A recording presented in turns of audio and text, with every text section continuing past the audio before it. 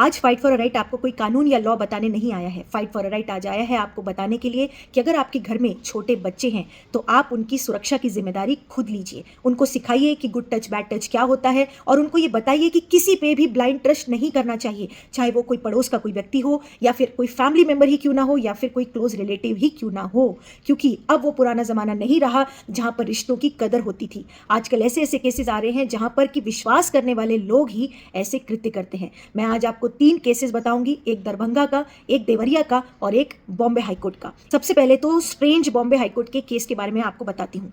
Bombay high court में क्या हुआ, Kalamuddin Mohammad Ishtiyar Ansari versus state of Maharashtra ये केस है। अब इसमें कन्विक्शन अपहेल्ड की है बॉम्बे हाईकोर्ट ने। यानी कई बार आपने फाइट फॉर अ राइट पे ये सुना होगा जब हम कहते हैं कि छोटी बच्चियों के साथ में रेप और मर्डर करने के बाद से अपराधी हाईकोर्ट या सुप्रीम कोर्ट से बरी हो जाते हैं, वो इन्वेस्टिगेटिंग एजेंसी की गलतियों की वजह से बरी हो जाते हैं। तो इन्वेस्टिगेटिंग एजेंसीज को ध्यान रखना चाहिए कि इन्वेस्टिगेशन सही से हो। लेकिन ये एक ऐसा केस है जिसमें कि इन्वेस्टिगेशन सही से हुई है, यानी उसमें 5 साल की एक बच्ची के साथ में रेप हुआ, इन्वेस्टिगेशन सही से हुई, ट्रायल कोर्ट ने सजा भी सुना दी। और सजा क्या सुनाई? लाइफ इंप्रिजनमेंट, यानी आजीवन उम्र कैद। अब बॉम्बे हाईकोर्ट में मैटर आया तो बॉम्बे हाईकोर्ट ने भी कहा कि investigation was right, trial court was right. और बॉम्बे हाईकोर्ट ने कहा हम भी कन्विक्शन अपील करते हैं क्योंकि 5 साल की बच्ची ने बयान दिया है, इतनी छोटी बच्ची ने जो सारी बातें बताई हैं उसमें कोई संशय का हमको गुंजाइश नहीं लग रही, कोई एनमिटी का ग्राउंड नहीं है कि माँ बाप ने कोई झूठा केस कराया हो। और छोटी बच्ची ने खुद बताया कि उसके साथ में पड़ोस के एक आदमी ने गलत काम किया। अब उसमें बॉम्बे हाईकोर्ट ने कहा कि रेप तो हुआ है, हमने मान लिया, लेकिन कन्विक्शन अपहेल्ड करने के बावजूद भी कोर्ट ने कहा कि हम इसकी सजा को कम कर देते हैं। ये 2016 से अरेस्टेड है, 2016 से जेल में है, आज इसको 12 साल कंप्लीट हो गए हैं। तो हम कहते हैं कि 12 साल जो सजा है ना वो ही ठीक है और कुछ लीनियंस दे देते हैं, लाइफ इंप्रिजनमेंट को, उम्र कैद को 12 साल की सजा में कन्वर्ट कर देते हैं। और अब आप और शॉक होंगे जो कारण दिया है जजमेंट में। देखिए, जजेस को क्रिटिसाइज नहीं करना चाहिए, लेकिन जजमेंट को क्रिटिसाइज हम कर सकते हैं, जजमेंट पर विश्लेषण हम कर सकते हैं। तो जजमेंट क्या कहती है? बॉम्बे हाईकोर्ट की जजमेंट में कहा है, कोर्ट ने, डबल बेंच की कोर्ट है ये, और उन्होंने कहा कि जेल में रहते हुए इस अपराधी ने ऐसे कृत्य किए हैं, ऐसे उपक्रम किए हैं जिससे हमें लगता है कि इसको लीनियंस देनी चाहिए। और वो क्या कृत्य किए हैं? कोर्ट ने ऑब्जर्व किया है कि 3 ऐसे सर्टिफिकेट गेन किए हैं अपराधी ने। एक सर्टिफिकेट तिलक महाराष्ट्र विद्यापीठ पूना से, जिसमें उसने पार्टिसिपेट किया एनालिसिस ऑफ बुक्स के प्रोग्राम में, अपराधी ने। दूसरा सर्टिफिकेट उसने गेन किया रामचंद्र प्रतिष्ठान मुंबई से, जिसमें कि उसने एक निबंध ऐसे कॉम्पिटिशन में पार्ट लिया।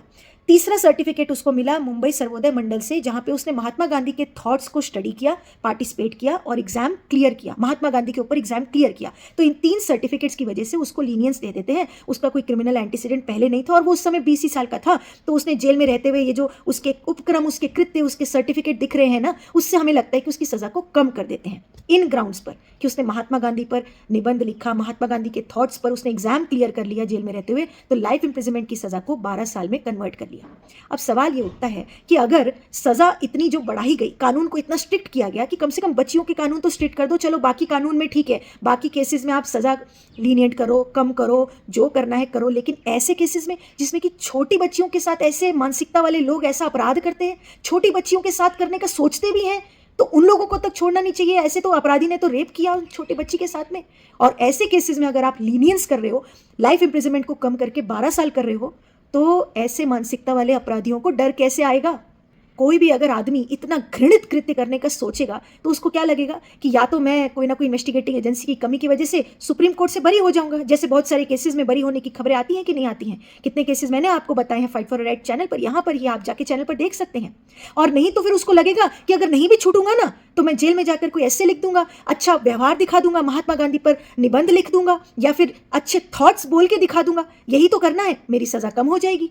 अगर इस तरह की जजमेंट आएगी तो क्या इफेक्ट पड़ेगा इसका उन मानसिकता वाले लोगों पर? कम से कम जो बच्चों के साथ में ऐसे घृणित अपराध करते हैं उन केसेस में तो लीनियंस बिल्कुल नहीं दिखानी चाहिए। 5 साल की, 6 साल की, 7 साल की बच्चियों के साथ में ऐसे कितने केसेस आते हैं जिसमें छोटी बच्चियों के साथ में रेप करके उनका मर्डर कर दिया जाता है और उनमें अपराधी चुपचाप छूट जाते हैं या फिर उनकी सजा कम हो जाती है। उन केसेस के बारे में कोई बात नहीं करता है क्योंकि वो कोई बड़े केसेस नहीं है ना।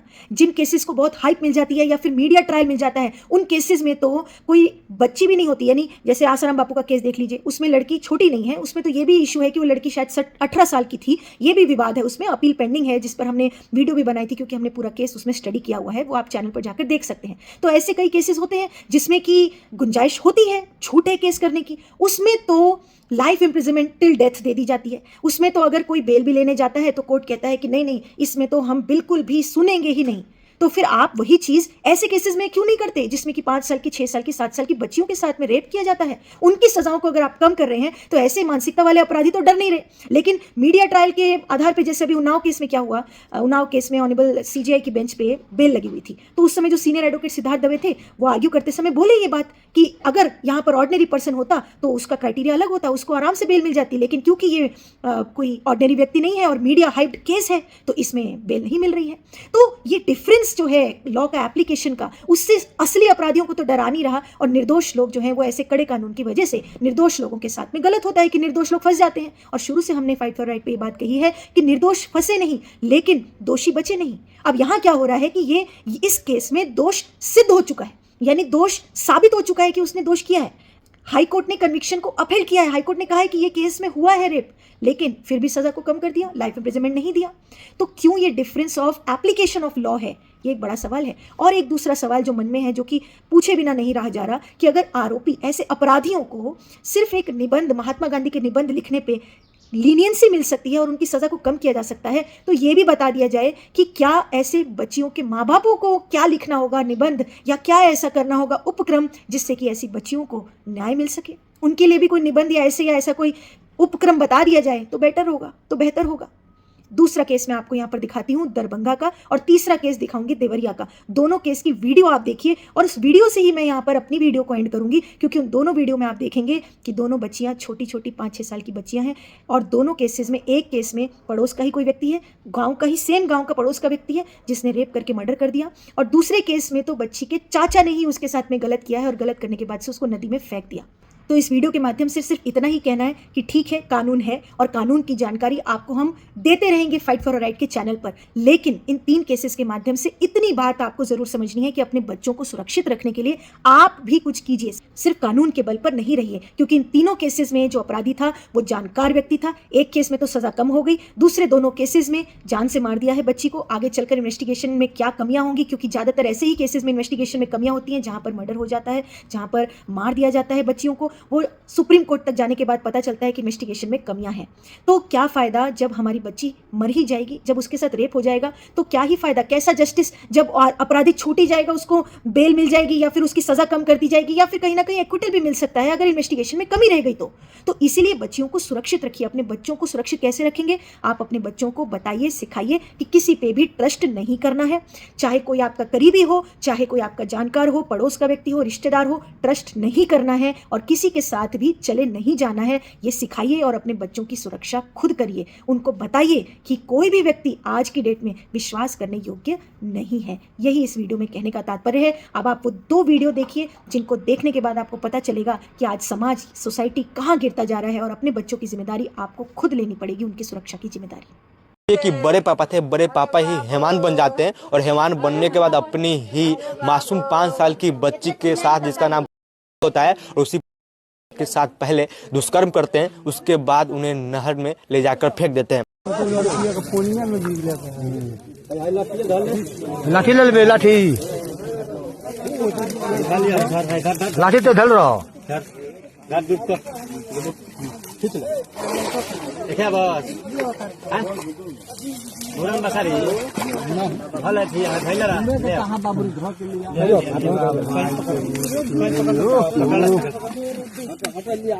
चलो हटो।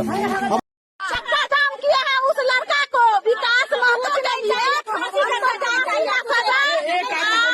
आज फांसी होना चाहिए उस बच्ची के साथ। इंसाफ करिएगा तो दोनों लाश आज एक साथ चलना चाहिए। सब प्रशासन को हम मानेंगे, अन्यथा नहीं मानेंगे। दोनों लाश आज चलना चाहिए। 5 साल की बच्ची है ना, कोई बड़ी तो नहीं थी ना, और लड़का 25 साल का था, विकास महतो नाम था। बच्चा के नानी छे, बहुत जुलूम घटना भेल हन, एहन कहियो नहीं देखने छलिए। बच्चा हमर खेलैत खेलैत कनी बहक गेलै, आ पकड़ के एहन स्थिति ओकर खराब केलकै, रेप करके मर्डर कर के कात में फेंक देने छलै, दवाल के काट में। हमरा बच्चा के जेहन भेलै ओहन मीडिया वाला रहा, चाहे थाना वाला रहा, चाहे कोई रहा, ओइसे बढ़ के सजाए। जेना हमर बच्चा के मौत भेलै तेना ओकरो मौत होय के चाहिए। ऐसे बढ़ के और कथी कहबा, गरीब आदमी संगे बहुत अन्याय, बहुत कब पता चला आपको? पता तो बच्चा 1 घंटा होले हेरेला सब खोजे लगलिए। 7 बजे से खोजे के शुरू के लिए 12 बजे रात में दवाल के कात में लाश भेटे। चलिए पुलिस के फोन के लिए, पुलिस के सवेरे फोन कर दिलिए लाश भेटे से पहले ही। पुलिसे के साथ गेलिए, चारू बगल पोखरी झांकरी जाल ताल गिरेलकै, सबटा खोज हेर के आ गेल। आ तकर बाद दवाल के ओइ कात झाँक के देखे छे त चित्ते पड़ल, मार के फेंक दे। रात में बच्ची यहीं पे थी? रात 7 बजे शामे में से गायब छले ने। 7 बजे खोजने का कोशिश किया? हाँ, आधा घंटा भेले आ खोजे के कोशिश कर देलिए, मगर ई तो नहीं जानलिए कि पहले हम कत जेबै खोजे ला। चारू बगल टावर उम्हर सिधारा सब मोटरसाइकिल से पैदले सब तरफ अपन खोजे ला निकल गेले। आ अब तो पोखरी में कहे छी ना चारू बगल खोजलिए से बच्चा कहूँ पलट उलट गेल होय। पोखरी में खोजल बच्चा के नानी छे, बहुत जुलूम घटना भेल हन, एहन कहियो नहीं देखने छलिए।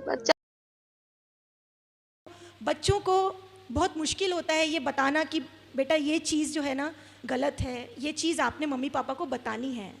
ये चीज़ बच्चों को मालूम नहीं है, इसीलिए ये सब हम बड़ों की जिम्मेदारी है कि हम बच्चों को समझाएं कि आपके साथ कोई भी कुछ भी गलत काम करता है तो आपने हमें बताना है। अब बच्चों को तो इवन आजकल 3 साल के, 4 साल के, 5 साल के बच्चों के साथ गलत काम हो रहा है, तो उनको तो पता भी नहीं होता कि ये गलत भी है।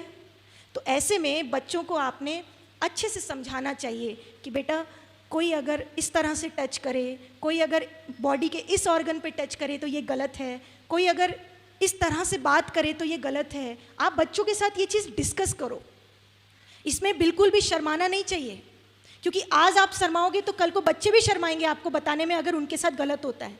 आजकल सब बच्चे स्कूल जाते हैं, स्कूल बस में जाते हैं, स्कूल बस में ड्राइवर होते हैं, कंडक्टर होते हैं, स्कूल में जाते हैं वहाँ पे पियन्स होते हैं। इवन कोई आज की डेट में आप 100% विश्वास नहीं कर सकते कि मेरा बच्चा पूरी तरह से सेफ है। वो बाहर खेलने भी जाएगा, आप विश्वास नहीं कर सकते। इसीलिए आपके पास उपाय क्या है कि आप क्या स्कूल भेजना बंद कर दोगे? नहीं ना। क्या आप उसको बाहर भेजना बंद कर दोगे? नहीं। तो उसके लिए उपाय क्या है कि आप अपने बच्चे को एजुकेट करो, चाहे वो छोटा सा भी बच्चा है, चाहे वो 4 साल का भी है, 5 साल का भी है, आप उस बच्चे को एजुकेट करो। कैसे एजुकेट करोगे कि बेटा देखो ये हमारी बॉडी के ऑर्गन्स हैं, यहाँ पे कोई अगर टच करता है तो ये गलत है और आपने उस समय वहाँ से भाग जाना है, या आपने उस समय ज़ोर ज़ोर से चिल्लाना है, या आपने नो कह देना है। नो कहना भी सिखा दो बच्चे को एक बार, तो देखना जो परपेट्रेटर होता है ना, यानी जो करने वाला, गलत काम करने वाला होता है, वो भी थोड़ा सा घबराता है कि नहीं ये बच्चा किसी को जाके बता सकता है, इसको पता है। और मैक्सिमम केसेस इसीलिए रुकते हैं जब परपेट्रेटर को पता लग जाए कि बच्चा जो है वो मेरे झांसे में नहीं आएगा, है ना। अगर उस व्यक्ति को, क्राइम करने वाले को पता लग जाए कि बच्चा जो है ना वो घर पे नहीं बताएगा, तब उसको जो है और बल मिलता है कि मैं इसके साथ और गलत करूं। फर्स्ट स्टेप में ही अगर उसको पता लग जाए कि नहीं बच्चे को थोड़ा है, बच्चे को, बच्चा चिल्ला सकता है या बच्चा घर जाके बता सकता है, तो वहीं पे क्राइम रुक सकता है। इसीलिए हम बच्चों को रोक नहीं सकते बाहर जाने से, लेकिन हम बच्चों को एजुकेट कर सकते हैं। और आज ये बहुत ज़रूरी है करना, बच्चों को एजुकेट करना बहुत ज़रूरी है इस बारे में।